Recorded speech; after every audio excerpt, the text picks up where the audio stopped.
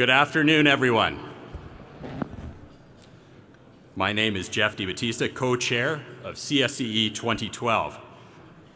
In my day job, which I've sort of had to forget about for the last couple of weeks as we've been organizing this conference, I'm a structural engineer and principal with the local consulting firm Dialogue. I'm delighted to welcome you to this keynote luncheon of the CSCE Conference 2012 Edmonton, titled Leadership in Sustainable Infrastructure, as we celebrate the 125th anniversary of the founding of the Canadian Society for Civil Engineering back in 1887. Bonjour à toutes et tous. Mon nom est Jeff DiBattista, co-président du congrès annuel 2012 de la Société canadienne de génie civil, SCGC. Dans mon travail régulier, je suis un ingénieur, instructeur et directeur avec la firme génie conseil Dialogue.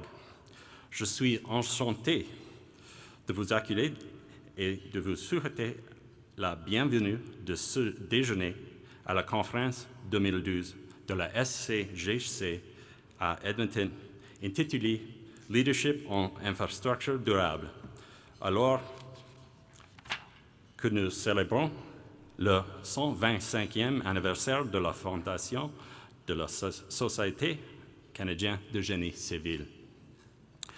Our keynote address today is from Dr. Michael Percy, former Dean of the Alberta School of Business at the University of Alberta, and currently Acting Dean of Business and Economics at the University of Winnipeg. Later in the program, Dr. Percy will present his insights on the challenges and opportunities of infrastructure financing. By the way, you should all have salads on your tables now. I won't be offended if you're clinking your forks a little bit, so please feel free to get started on your salads. Now that we're talking about food, it's a great time to recognize our sponsors for this luncheon. Our keynote luncheon sponsors are the City of St. Albert, ISL Engineering and Land Services, MMM Group, and the Alberta Road Builders and Heavy Construction Association. Please join me in giving them and all of our conference sponsors, whose logos you have been seeing scrolling on the screens, a big round of applause.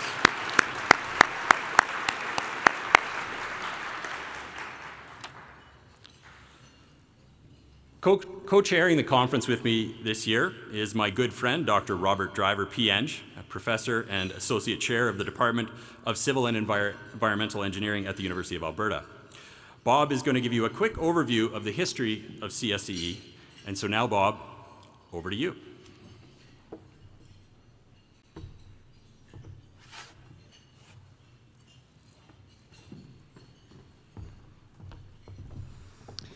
Thanks, Jeff. For those of you who may be guests of the Society, I'd like to give you a few facts about the Canadian Society for Civil Engineering and the Engineering Institute of Canada that'll help to put into context why we're treating this as such a special occasion. It was 125 years ago that the original Canadian Society of Civil Engineers was founded to create a new nation. If you do the math, you'll find out that Canada was only 20 years old at the time. The Society at that time represented all non-military engineering disciplines, and so in 1918, its charter was amended, changing the name to the Engineering Institute of Canada to reflect the fact. In 1972, the current Canadian Society for Civil Engineering was established as a learned society to represent those who are today known as civil engineers. So in celebration of this somewhat intertwined history, the Canadian Society for Civil Engineering and the Engineering Institute of Canada have prepared a brief video outlining the history of the Society and how civil engineers over the last 125 years have helped build and in fact continue to build the nation. Can we cue the video, please?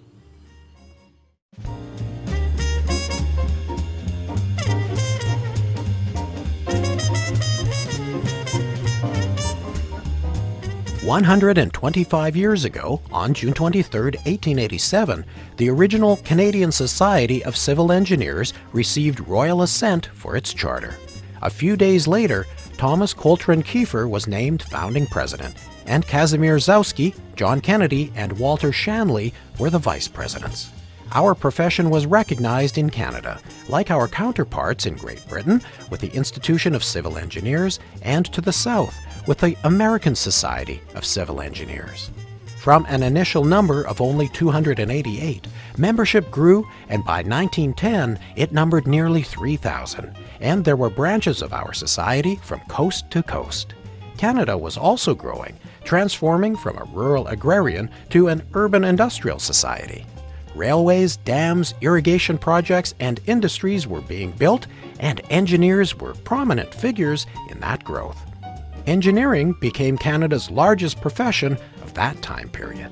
Into the early part of the 20th century, the proportion of younger, university-educated engineers grew within the society, and around the midpoint of World War I, it became apparent that a more responsive society was needed.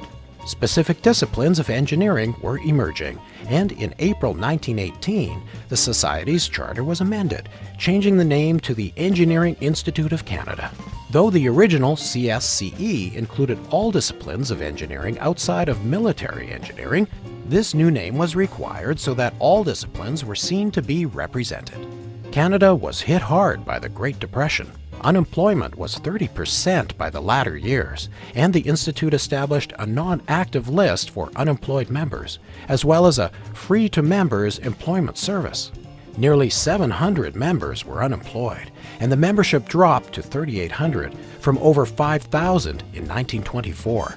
Make-work projects such as the Broadway Bridge, a National Historic Civil Engineering site, employed some members. It took World War II to bring Canada out of the Depression. Support for the war effort meant increased manufacturing, resource development, and research in a number of areas.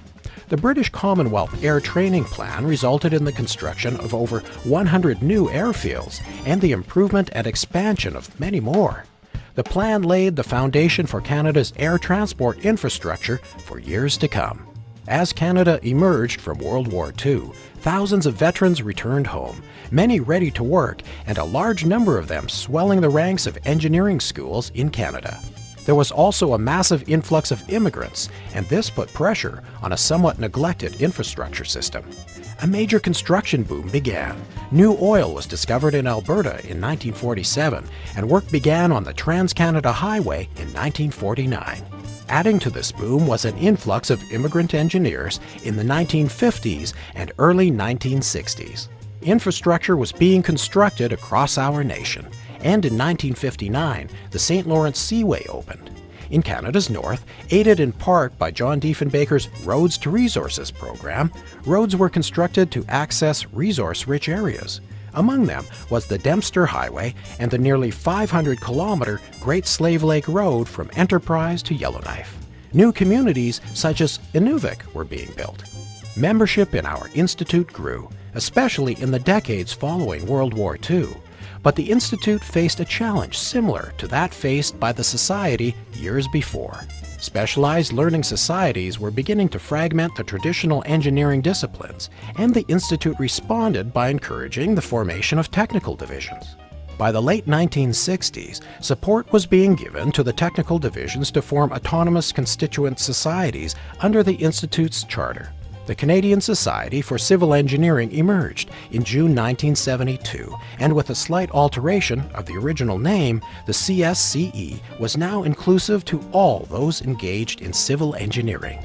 The newly reformed CSCE also brought a number of the technical divisions with it, and they led the way in international relationships, such as the International Association for Bridge and Structural Engineering Conference in Vancouver, hosted by the Structural Division in 1984. This was an apt location considering the number of bridges and challenges that area possesses. Since the 1970s, the Institute and the Society have worked to record and preserve Canada's engineering heritage.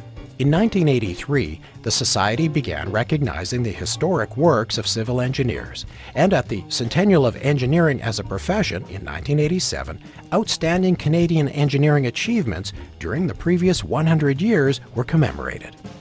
Several with a large degree of civil engineering involvement: the CPR Transcontinental Railway, the St. Lawrence Seaway, the Athabasca Commercial Oil Sands Development, and the Hydro-Quebec Very High Voltage Transmission System. For the 125th anniversary, a new award for governmental leadership in sustainable infrastructure has been established by the Society, and the Institute is recognizing a number of engineering achievements: the CN Tower, the Triumph Accelerator, Confederation Bridge, Radar Sat 1 and 2, and the Canadarm. As engineers, the public depends upon the accomplishments and impacts of our profession on almost a daily basis, from those constructed decades ago to ones that are newly completed. They are beneath our feet, they are across our nation, and they are in the skies above us.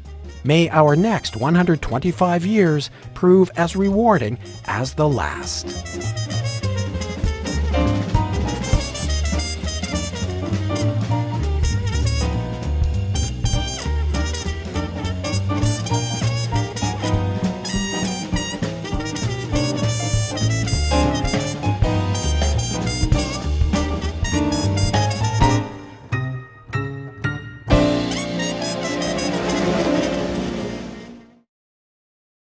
So thanks, Bob, for that, excuse me, that quick history lesson, and thank you to everybody on the organizing committee and at the national office who collaborated to pull together that video that gives you a bit of sense of the 125-year history of our society.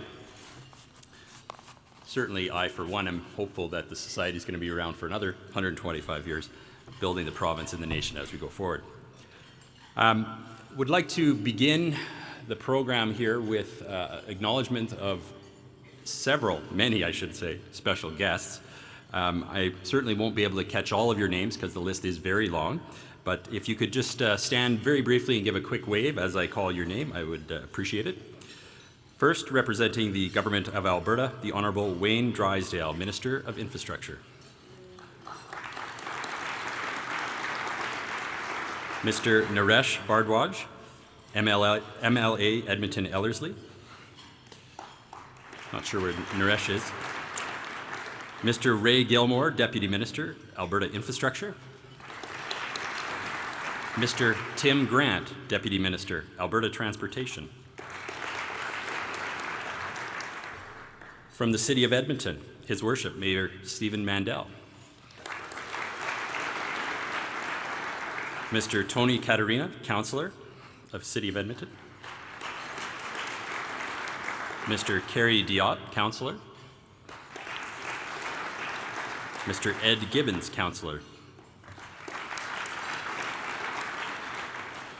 Ms. Lorna Rosen, CFO, who will also be participating on one of our infrastructural panel discussions, and Mr. Bob Boudelier, General Manager of Transportation at the City of Edmonton. We also have Mr. Paul Benedetto, City Manager, City of Leduc. Now, CSCE is certainly not the only association out there in the business and academic and government community working to help forward the cause of sustainable infrastructure in our society. We have quite a few guests with us from other associations, and I'd like to recognize a few of those folks now. Ms. Leah Lawrence, President of APEGA. Mr. Peter Straith, President of the Alberta Association of Architects. Mr. Herb Cooney, Chairman of the Association of Consulting Engineering Companies Canada. Mr. Ken Gibson, Executive Director of the Alberta Construction Association. Mr. Ken Pillip, CEO of the Consulting Engineers of Alberta. Mr. Paul Verhessen, Chairman of the Edmonton Construction Association. And Mr. Randy Pickle, President of the Canadian Society for Civil Engineering. So quite a long and distinguished list of guests. If I've missed one or two of you, please accept my apologies.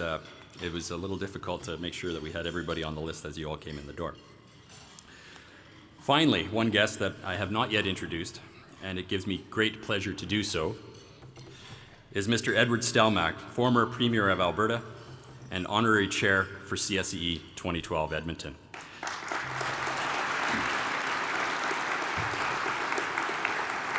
Mr. Stelmach, thank you for joining us at the conference and for your role as honorary chair of our conference. It means a lot to us, and we know over the years how dedicated you have been to the cause of sustaining public infrastructure, and we thank you for that. I would now like to invite the Honourable Wayne Drysdale, Minister of Infrastructure, to the podium to bring greetings on behalf of the Government of Alberta. Wayne.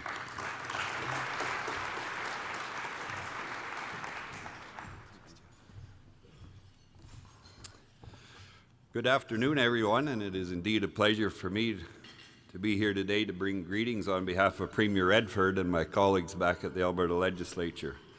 It's also great to see former Premier Stelmach here and Mayor Mandel. Thank you. Welcome to all of you who've come from parts of Canada and the world to stay in our beautiful province for this conference. I'm sure you're finding that our city has a lot to keep you occupied during your stay. If you have time, I'd encourage you to go and visit some other sites and cities around Alberta as well. I may be biased, but I think we have some great examples of cutting-edge, sustainable infrastructure projects here in the province. As Minister of Infrastructure, it's my responsibility to ensure that Albertans have the schools, hospitals, and other public infrastructure they need. Much like your society, our government is committed to reducing the impact our buildings have on the environment. To us, that means building and maintaining environmentally sustainable facilities. An example of this is our commitment to use 100% green power in all our government buildings, wherever we can. By doing this, we're reducing our greenhouse gas emissions by approximately 200,000 tons annually. To put this in perspective, that's equivalent to taking more than 42,000 cars off the road.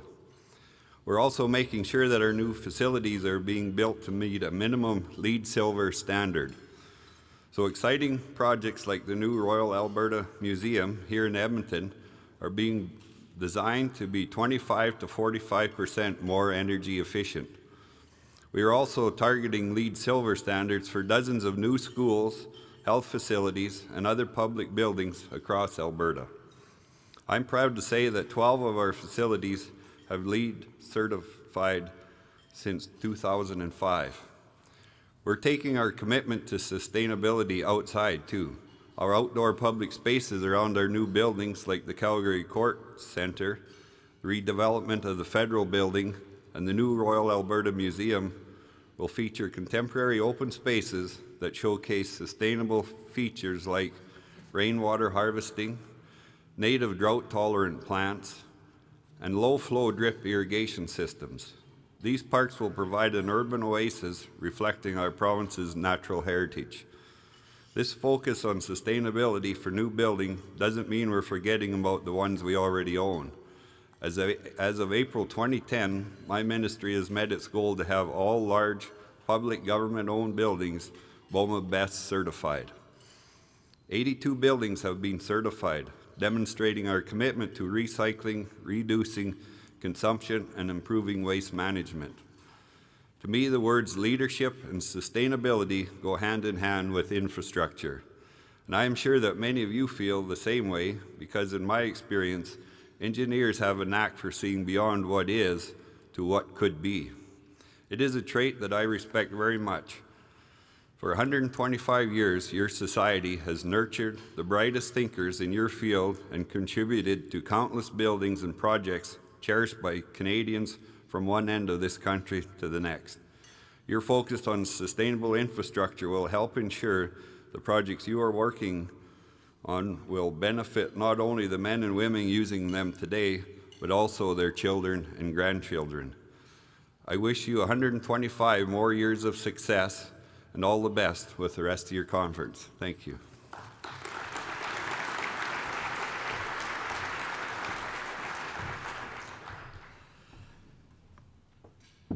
Thank you, Minister Drysdale. I should have mentioned we sort of put him in the hot seat because he's actually only been appointed Minister of Infrastructure on May 8th. So he's just getting into the portfolio, and we really, really appreciate you joining us at the conference here today. I would now like to invite His Worship Mayor Stephen Mandel forward to bring greetings on behalf of the City of Edmonton. Now, in the past, I've always tried to do the long introduction for the mayor, and he does this thing to me where he says, "Hurry up, Jeff, come on, hurry up." So I've learned to cut that out, and I'm not going to do it. Well done. Well done. Well done, Jeffrey. Anyway, Mr. Minister, it's great to have you here. I'll be going after you for money in a little while, but that's okay. Mr. Premier, thank you for all you've done. For those of you who are not from Alberta, we've had a tremendous growth in infrastructure spending over the last number of years. In the city of Edmonton, it's been a tremendous experience. We built 2 LRT lines. We're building 5 new recreation centers. We refurbished pools, facilities, building 5 new libraries, all kinds of police stations, fire stations, upgraded roads, built bridges. It's been remarkable, and so since 2004 to 2014, we'll spend about $9 billion in infrastructure. And as much I'd like to take credit for it, I can't. I have to talk about our province and Premier Stelmach and Minister Drysdale and the kind of people they are, with a vision of what needs to be done in cities across the province of Alberta. I'm sure it was done in Calgary as well as in Grand Prairie and Red Deer, etc. We've been very lucky here. We've had a government that's had great vision in order to help rebuild a province that had solely lacked in its investment infrastructure. And as a result of that, the engineers have done good. They've done very well, which is great, because engineers are not only incredibly exciting, fun, frivolous, amazing group of people, they balance off the fun, exciting, frivolous people called accountants. And so we're very proud of our engineering community in Alberta. I think it is one of the most, really from a point of view of skill sets and dynamic, we really do have, I personally believe, some of the most brilliant engineers in this country, because we do have the most brilliant engineering school in the country from University of Alberta. So we're very lucky here. To all of you, thank you for coming to this conference to celebrate 125 years of really an incredibly respected industry.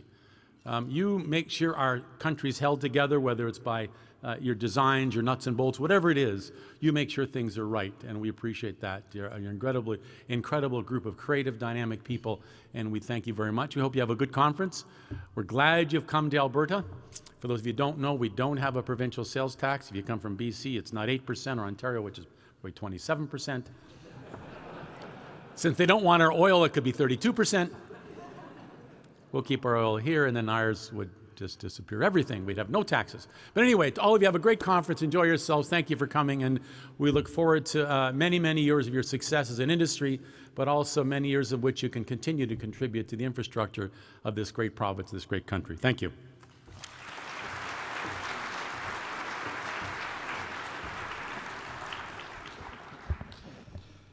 Thank you, Mayor Mandel. We appreciate your passion for our city and your commitment to building it for a sustainable future. And I also want to mention that the City of Edmonton is a platinum sponsor of the conference, so let's give the City of Edmonton a round of applause.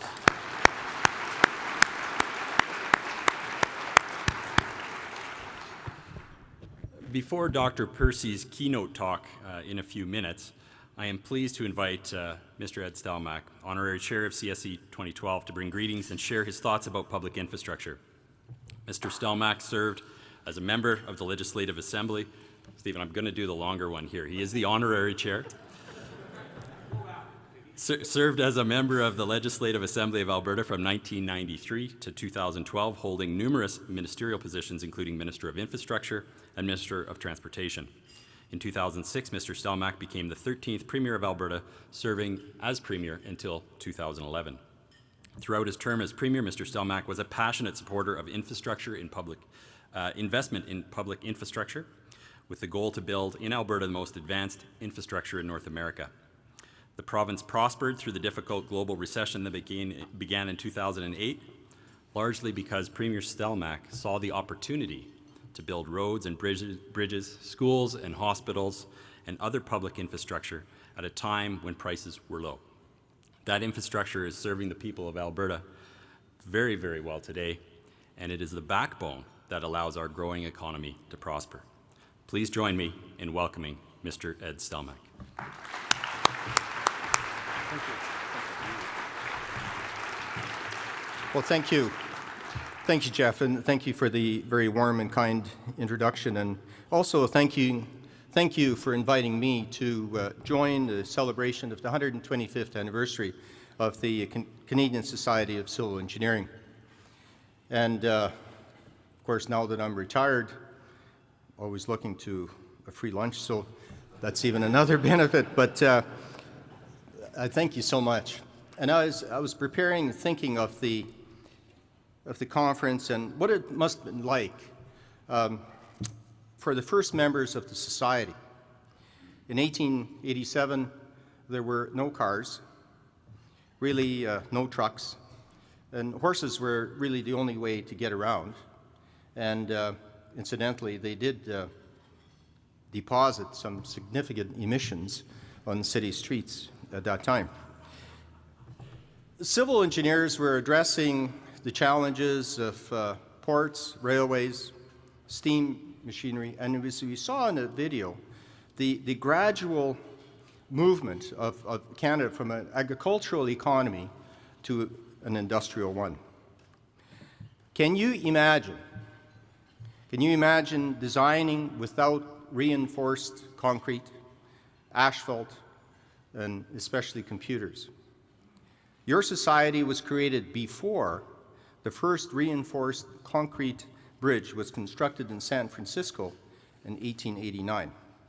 And it's really an engineering marvel that stands till today.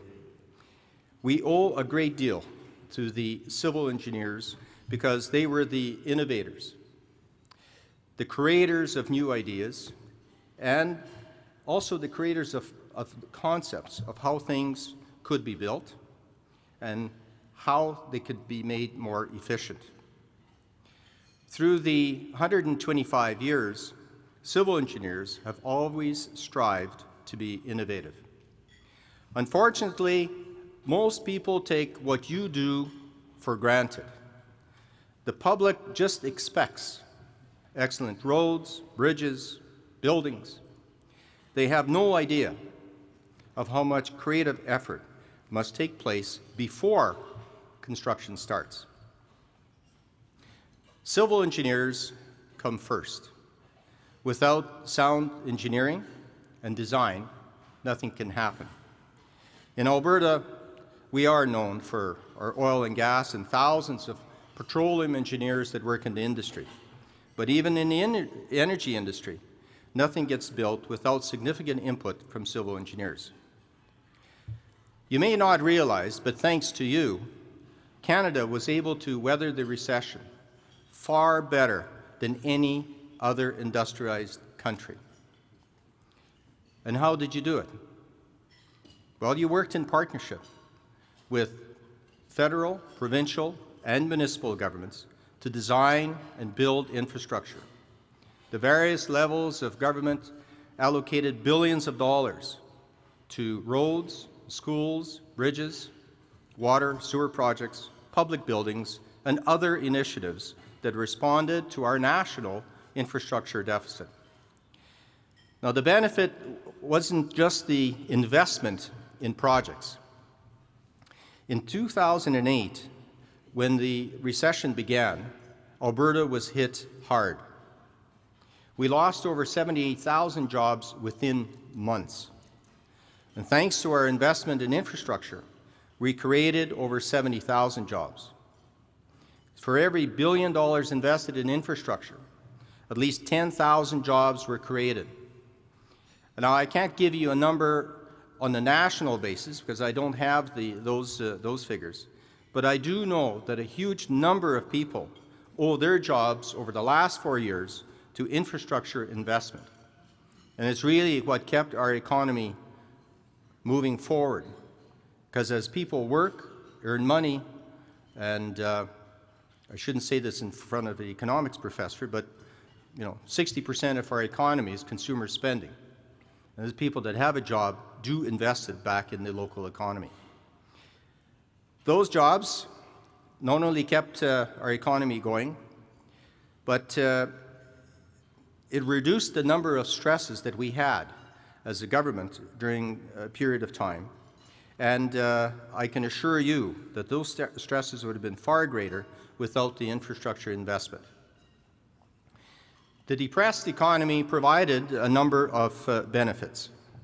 Prices were reduced, engineers and technical professionals were available to do the planning and design, and construction companies were able to do the work. Key was our ability to maintain our engineering knowledge base by keeping our professional engineering sector healthy during that period. With more people available and more time, engineers were able to focus more on innovation, and Alberta witnessed some amazing projects. Many of these addressed sustainable development, as our minister had mentioned, through application of new technologies and innovation. I have had the opportunity on a number of occasions to attend the Consulting Engineers of Alberta annual gala, where they honor excellence and innovation. The projects that have won awards are examples, exceptional examples, of the kinds of things the people in this room are noted for. In Alberta, prior to the fall of 2008, we had a great deal of difficulty getting work done. Sometimes not a single response to an RFP, or sometimes the prices were so high that the project was not feasible. Well, that certainly changed during the recession. Now, to complement the infrastructure investment, in Alberta, we created a special fund, the Alberta Sustainability Fund. Now, the purpose was to save money in the fund during good provincial revenue streams so that it could be used during slower economic times. Well, that forward thinking enabled us to invest approximately $7.2 billion per year in infrastructure without going into debt. And quite frankly, Alberta continues to be the only province in Canada to increase the value of its net assets during a recession. I strongly feel that both from a provincial and national perspective, we must develop policies supporting long-term infrastructure development and a continuous investment program, not only on the build, but in the maintenance as well. That means a lot of work for civil engineers. I also continue to talk to premiers and other politicians throughout Canada. And I always stress the need for a commitment for public infrastructure. Ladies and gentlemen, infrastructure is an economic enabler. It's one of the things that drives our economy. And I can tell you, as we're working through some very difficult times, world economic times, this is the time to prepare for the recovery. Efficient roads, well-built, means that we can compete, get our goods to market, competing against countries that maybe are in a better position than we are in Canada. So that's why the infrastructure investment is even more important at this particular time. When I was Minister of Transportation for Alberta, I had the privilege of instituting Alberta's first public-private project. It involved the southeast portion of the Anthony Henry Drive around Edmonton, and I remembered the Treasury Board meeting where I lost the vote for another P3 project on the southwest project, but I'll forget about that because we could have saved millions of dollars. But since that time, the P3 approach had been applied to other transportation projects, ring roads, for example, Mayor Mandel mentioned that, and to the construction of 19 schools. Now, by combining the strengths of the public sector with the private sector, we have been able to leverage resources in a way that has increased investment in public infrastructure while benefiting from the private sector expertise, cost controls, and risk management. We have been able to get things done far more quickly than otherwise. If we waited for the availability of public funds, some projects that we have now completed likely would still be on the drawing board. I strongly recommend public-private partnerships, and I'm glad that most jurisdictions are using them. And I know that Dr. Percy will speak to further financing infrastructure strategies. Your conference agenda is very thorough. The number of topics you are discussing is truly amazing. but I especially like your attention to young professionals. They are the true strength of your organization. We need to keep them inspired, keep them motivated to continue where we leave off. And as the population of industrialized nations ages, recruitment and retention will become an ever-increasing challenge. Just last month, a delegation from Australia was in Calgary trying to find professionals willing to relocate to their country. We have to be equally aggressive. We have to encourage young people to look to the sciences and to engineering, because if we don't, our economy and our country will suffer. So I'm especially proud to welcome all of you to Alberta. If you have been here before, thank you for coming again. If this is your first visit, I hope that you can stay for a while. It is a great place. You may even want to stay. And I can tell you, you would certainly be welcome. All the very best in your conference. Safe travel home at the conclusion. Thank you so very, very much.